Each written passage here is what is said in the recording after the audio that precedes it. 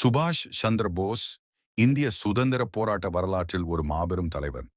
நேதாஜி என்று அனைவராலும் அன்புடன் அழைக்கப்பட்ட இவரின் வாழ்க்கை பல சுவாரஸ்யமான நிகழ்வுகளையும் வியத்தகு சாதனைகளையும் கொண்டது. அவற்றில் சிலவற்றை இங்கே காணலாம். 1.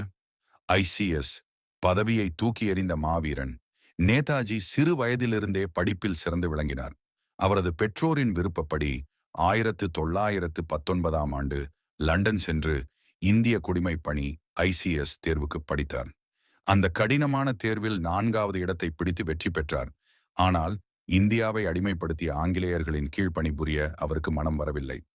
ஜாலியன் வாலாபாக் படுகொலை சம்பவம் அவரது மனதில் ஆழமான தாக்கத்தை ஏற்படுத்தியது. இதனால் அந்த மதிப்புமிக்க ஐசிஇசிஎஸ் பதவியை ராஜினாமா செய்துவிட்டு 1921ஆம் ஆண்டு இந்தியா திரும்பினார். என் தாய்நாட்டின் வருத்தம் அதை விட பெரியது என்று கூறி சுதந்திர போராட்டத்தில் தனது அடியை பதித்தார். 2ஆம் காந்திஜியுடன் கருத்து வேறுபாடு, தனிப்பாதை.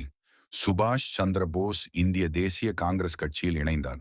காந்திஜியின் அகிம்சை வழியை ஆரம்பத்தில் ஆதரித்தாலும் இந்தியாவின் உடனடி விடுதலைக்கு ஆயுத போராட்டமே ஒரே வழி என்று உறுதியாக நம்பினார்.